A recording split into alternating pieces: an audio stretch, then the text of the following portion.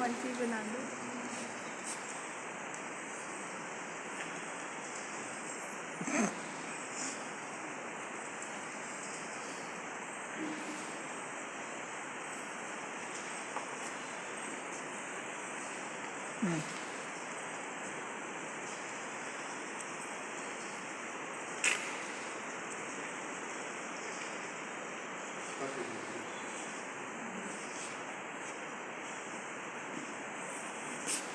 Good morning children. तो आप देख रहे हैं कि हमारे बीच में सर आज आए हैं और साल में मेरे ख्याल से 2 बार आप आ ही जाते हैं जी, आपको जो है शिक्षा के बारे में जानकारी देने के लिए। तो सर हमारे आए हैं जिला विधिक सेवा कार्यक्रम नैनीताल के द्वारा से जो आयोजित कार्यक्रम किया जा रहा है और ये जो है एक्चुअली 75 भारत अमृत महोत्सव के तहत ये कार्यक्रम उस समय से चल रहा है। तो इसके बारे में हमें सर ने पहले भी काफ़ी सारी जानकारियाँ दी हैं। अगर आपको याद होगा कि बच्चों को साक्षर करना, है ना, याद है? बच्चों को साक्षर करना और चाइल्ड लेबर को रोकना, सभी जगह जो बच्चे स्कूल नहीं जा पाते उनको स्कूल तक पहुँचाना और शिक्षा देना।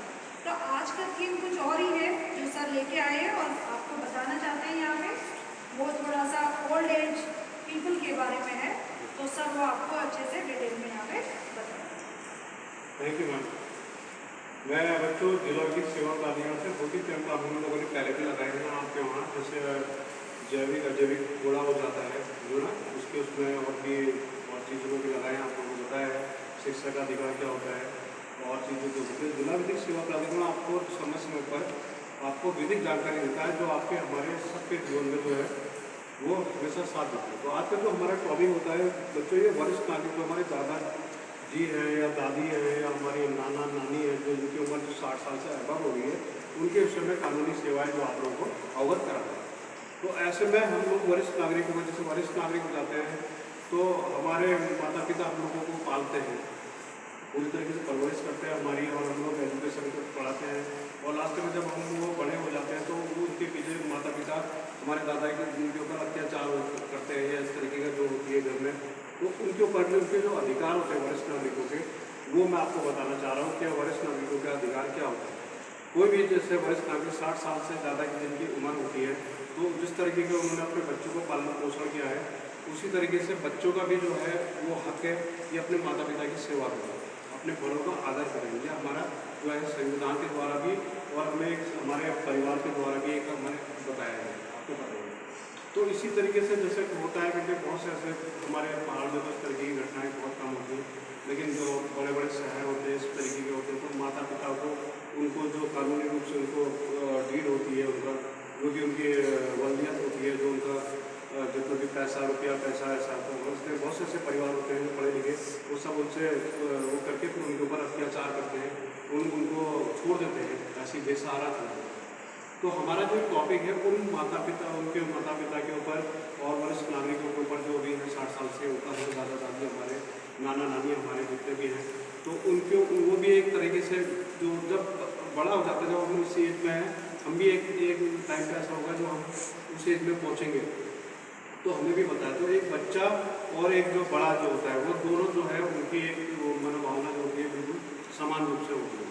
तो जब उनके ऊपर अत्याचार करता है, वो बेचारे कुछ नहीं कर पाते हैं, उनके ऊपर लीगल रूप से या किसी षड्यंत्र के द्वारा उनकी कानूनी रूप से जो डीड होती है, उनके जितनी भी जायदाद होगी, पैसा रुपया, वो सब वो कर लेते हैं, लास्ट में उनको करते हैं इस तरीके की, ये उनके ऊपर अत्याचार करते हैं। तो उनको कानून रूप से क्या एक अधिकार देता है, ये मैं आपको बताना चाह रहा हूँ बच्चों, कि उसमें जैसे ऐसे जो होते हैं हमारे दादा दादी जो होते हैं वरिष्ठ नागरिक, उनको क्या करना चाहिए, उनको ऊपर भी संविधान के द्वारा भी और जिला विधिक सेवा प्राधिकरण के द्वारा भी उनको एक अधिकार दिया गया है, जो वरिष्ठ नागरिक अधिकार जो होता है 125 धारा के आधार पर। अब तो हमारी सारी धाराएँ जो है आपको पता है कि वो सब चेंज हो गई है। पहले हमारा जो CRPC होता था, क्रिमिनल प्रोसीजर एक्ट होता था, और ये क्या कहते हैं, इसके अलावा जितने भी कानून नए नए कानून आ गए आपको बताइए। इसी तरह से 125 धारा के हिसाब से वो अपने बच्चों पर मुकदमा दायर करके उनसे अपना कानूनी हक ले सकते हैं, ये होता है। या कोई महिला ऐसी होती है कि एक परिवार में जैसे 3 जो है व्यक्ति हैं, 3 लड़के हैं और 1 लड़की है। तो के माता पिता क्या करते हैं, उन तीनों को तो लड़की और लड़के के साथ भेदभाव करते हैं।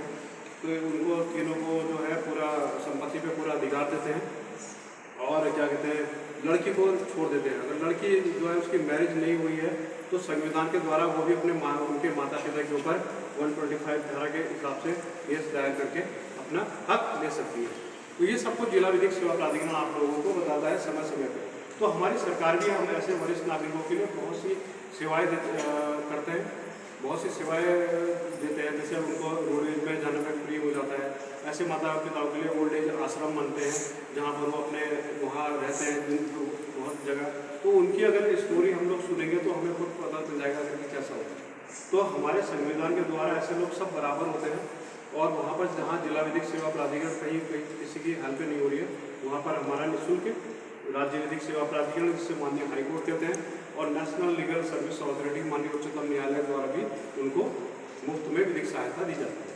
आपको पता है अलग अलग टाइप के जिला विधिक सेवा प्राधिकरण क्या होता है। विधिक मान से कानूनी रूप से कोई उनकी अगर समान उनको वृद्धावस्था, अब तो दोनों को वृद्धावस्था पेंशन मिलने लगी है, चाहे वो कोई भी अगर सरकारी कर्मचारी ना होते हुए कोई भी ऐसा हो तो उसमें से आदमी को भी मिलेगी, पति को भी मिलेगी और पत्नी को भी मिलेगी, सबको उसको मिलेगी। इसके अलावा सरकार अलग अलग योजनाएं चलाती है, उस योजनाओं को भी हम लोग भी जो है फ़ायदा उठाते हैं।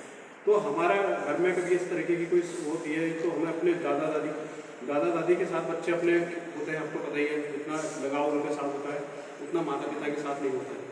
तो उनके ऊपर जब अत्याचार होते हैं तो वो बेचारे कुछ नहीं कर पाते। वो तो अपना कोई ऐसे भी होते हैं, हमारे पास ये विकास भूमि में ऐसे लोग भी आते हैं कि जिनके ऊपर अत्याचार होते हैं, उन्होंने कहा मैं अपने बेटे पे क्या करूँ, क्या ऐसा उनके ऊपर उसके ऊपर मुकदमा दायर करूँ, क्या करूँ, मैं वो सहन करते हैं। तो वो सहनशीलता हमें अवेयरनेस कैंप के माध्यम से आप लोगों को हर चीज़ बताना होगा, करके आपको अपना ये करना हो। तो उनका ये फंडामेंटल राइट्स है और इसके साथ साथ इसका जो भी है कानूनी रूप से अधिकार भी है।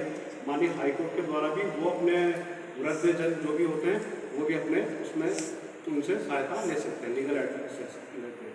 लेकिन होता नहीं है, लेकिन वो कभी नहीं चाहते कि अपने बच्चों पे मुकदमा दायर करें या वो करें। उन्होंने कहा छोड़ो यार, हम सहन हमारा क्या है, 10-20 साल और उम्र हो जाती है, उसके बाद क्या ऐसा है, तो हम लोग उसमें कोई वो ऐसा नहीं करना चाहते।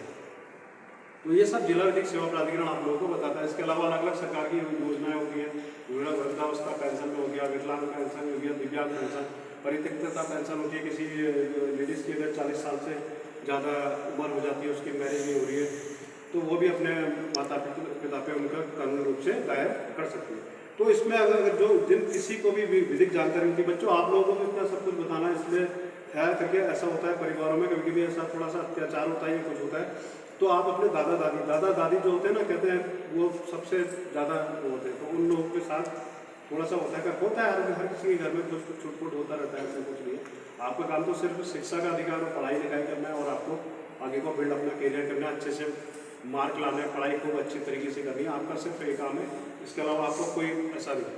तो ये सिर्फ जो हमारा हम लोग ऐसा है, गाँव में भी जाते हैं, वहाँ भी अवेयरनेस बताते हैं उन लोगों को। तो हमें तरह तरह के लोग मिलते हैं, बहुत से ऐसा उत्पीड़न मिल जाती है, घरेलू हिंसा के होता है, तो वहाँ पर उस तरीके के उत्पीड़न में भी महिलाएं मिल जाती हैं।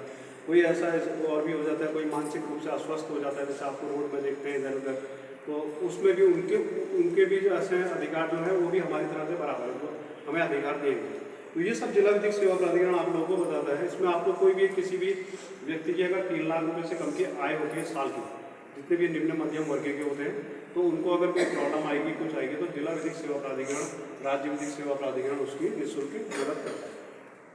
तो साथ साथ इसके अलावा कोई ऐसा स्कूल में हो गया, गवर्नमेंट सेक्टर में कोई प्रॉब्लम हो गई, वहाँ पर कोई उत्पीड़न हो गया, करप्शन हो गया, वहाँ पर कोई प्रॉब्लम होगी, स्कूल की फील्ड में जो जितना भी है, जैसे आपको कोई ऐसा, यहाँ तो हमारे इतने अच्छे स्कूल हैं, बढ़िया एजुकेशन इतनी अच्छी है, बहुत से ऐसे स्कूल होते हैं जहाँ पर बच्चों के साथ भी भेदभाव किया जाता है, ऐसा भी होता है, तो वहाँ पर बच्चों को एडमिशन नहीं दिया जाता है, या बच्चों को ऐसा भी किया जाता है कि ऐसे बहुत से ऐसे पढ़े लिखे लोग भी होते हैं, ऐसा नहीं कहूँगा मैं कि नहीं होते करके, बहुत से ऐसी जगह पर होते हैं, वो अलग अलग आदमी की अलग अलग मानसिकता होती है, तो वहाँ पर भी बच्चों को एडमिशन नहीं देंगे, और क्या कहते हैं उनके ऊपर कुछ ऐसा बोलने का कि इस जात का है, ये इस जात का है, या ऐसी कोई ऐसी प्रॉब्लम हो जाती है, या ये अमीर है या गरीब है, या कुछ इस तरीके का होता है, तो उनको एक वैसा देखा जाता है। तो हम लोग जो है फंडामेंटल राइट्स के हिसाब से, मौलिक अधिकार संविधान के द्वारा हम लोगों को सबको बराबरी का अधिकार दिया गया है।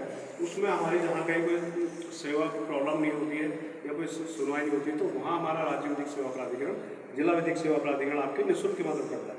इसी तरह के अलग अलग कोई हो गया नशीले पदार्थों का, एक मैं छोटा सा बताता हूँ, कोई ड्रग्स से लेता है, कोई आजकल नशीले बहुत से ऐसे जगह होती है जहाँ पर छोटे छोटे बच्चे हुए, बड़े बड़े 10 से 12 में पढ़ने वाले बच्चे हो गए, अलग अलग थे, तो उनको अवेयरनेस कैंप आप लोगों को जागरूक करना हुआ, आप लोगों को बताना हमारा मेन मकसद होता है। तो आप लोगों को आज का ये था। और इसमें हमारा जो पोर्टल होता है बेटा LSMS और LAIS होता है। इसका मतलब होता है लीगल सर्विस मैनेजमेंट सिस्टम, और LAIS legal aid management services.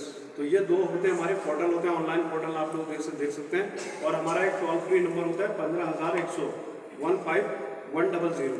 तो किसी को कोई ऐसी प्रॉब्लम होती है तो उसमें भी आप कॉल कर सकते हैं। वहाँ पर भी हमारा जिला विधिक सेवा प्राधिकरण, राज्य विधिक सेवा प्राधिकरण आपकी कंप्लेन दर्ज करेगा। जैसे अलग अलग कंप्लेन होती है, माननीय मुख्यमंत्री के द्वारा भी कोई ऐसी सहायता होती है या कुछ होती है, वहाँ पर भी। और जैसे 1905 में आप कॉल करेंगे, आपकी ये प्रॉब्लम है, तो माननीय मुख्यमंत्री उसको सॉर्ट आउट करेंगे। इसी तरीके से हमारा कोर्ट के द्वारा ये होता है। कोर्ट आपको पता है सर्वोपरि होता है, तो कोर्ट में एक राजा भी हो गया, एक छोटा सा नागरिक भी हो गया, उसके लिए सब बराबर होते हैं। तो अगर कोर्ट में अगर कुछ इस तरीके का भेदभाव होता है या कुछ ऐसा होता है माननीय सुप्रीम कोर्ट के द्वारा, माननीय उच्चतम न्यायालय के द्वारा, तो बड़े बड़े नेता जो है वह जेल में नहीं जाते। आज देखते हैं आप लोग कितने बड़े बड़े पैसे वाले होते हैं, कितने कितने रिच होते हैं, रिचेस्ट होते हैं। तो कानून जो है आप लोगों को सबको बराबरी का हक देता है, कानून सबके लिए बराबर होता है। तो कहने का मतलब है हम लोग को ये अवेयरनेस कैंप का मकसद यह है कि आप लोगों को तो सिर्फ पढ़ना है, बताना है। आप अपने घर में बताइएगा, आप उनसे शेयर करिएगा, दादा दादी से, नाना नानी से शेयर करिएगा करके। इस तरीके का आज एक सर आए थे, उन्होंने आप लोगों को इस तरीके का बताया। और विकास भवन में जहाँ CDO साहब बैठते हैं, CDO साहब श्री हमारे अशोक कुमार पांडे हैं, अभी पहले संदीप तिवारी थे, उनके जस्ट पीछे हमारा एक दफ्तर है इसी का, जिला विधिक सेवा प्राधिकरण के, वहाँ पर भी हम लोग बैठते हैं। तो कभी किसी की ऐसी प्रॉब्लम होगी तो हम लोगों का काम किसी परिवार को तोड़ना नहीं होता है, किसी को ऐसा नहीं होता है, मीडिएशन के द्वारा और उसके द्वारा आप लोगों को एक तरह से जोड़ना है उनकी प्रॉब्लम को, दोनों को मिला के उसका क्या समाधान निकलता है, ये सब कुछ होता है। तो इस तरीके का हमारा जिला विधिक सेवा प्राधिकरण हर स्तर में बहुत चीज़ों में हमारी निःशुल्क सहायता करता है। छोटे छोटे बच्चे होते हैं तो बच्चों में आप क्राइम पेट्रोल देखते होंगे, और ये सावधान इंडिया होता है, इस तरीके का जो घटनाएं, सत्य घटनाएं आती हैं इसमें देखते हैं। तो इसमें जो भी विधिक की जानकारी बताते हैं ना, तो ये फंडामेंटल इस कानून के दायरे में इस तरीके का बताते हैं। ठीक है बेटे, कैसा लगा आप लोगों को? इस तरीके कुछ आया समझ में नहीं आई? कोई रेज अपना कोई क्वेश्चन आप पुट अप करना चाहते तो पूछ सकते हैं मुझसे, ऐसा कुछ है तो कोई भी ऐसा है तो उनको जो सरकार की सेवाएं हैं उनको अपने दादा दादी को उनको पूरी तरीके से कानून का ये होता है। बच्चे क्या करते हैं, वो चालाक होते हैं, उन्होंने कहा मुझे मेरा ये नहीं मिलना है, उनसे जो एक वो डीड ले लेते हैं। डीड का मतलब होता है दाननामा, या किसी के द्वारा कानूनी रूप से वो उनके द्वारा उनकी जो वो होती है वो पूरी प्रॉपर्टी अपने नाम पे करा लेते हैं। लास्ट में उनको छोड़ देते हैं, उनका अब इनके पास कुछ नहीं बचा है, या उनको वो कराया उनका जो भी इस तरीके का होता है। तो माता पिता भी बहुत से ऐसे होते हैं जो पढ़े लिखे अच्छे होते हैं, वो तो उस तरीके के कोई नहीं करते, लेकिन बहुत से ऐसे झांसे में आ जाते हैं। तो वो सब कुछ जिला विधिक सेवा प्राधिकरण वहाँ पर निःशुल्क आप लोगों की मदद करते हैं। ठीक है बेटे, आप लोगों को दिमाग में आई थोड़ी थोड़ी बात। नेक्स्ट टाइम में कुछ और टॉपिक होगा तो मैं आप लोगों को कुछ और टॉपिक बताऊंगा। इस तरीके का आता रहता हूँ। और हमारा जो मॉडल कैंप भी लगते हैं उसमें ऐसे वृद्धजन होते हैं, विकलांग होते हैं, दिव्यांग होते हैं, कहीं किसी को सरकार की सेवा नहीं मिल पा रही है, तो वहाँ पर भी हम लोगों का काम आप लोगों को बताना है, मार्गदर्शन करना है, बस यही है इस तरीके का। ठीक है, thank you, thanks a lot.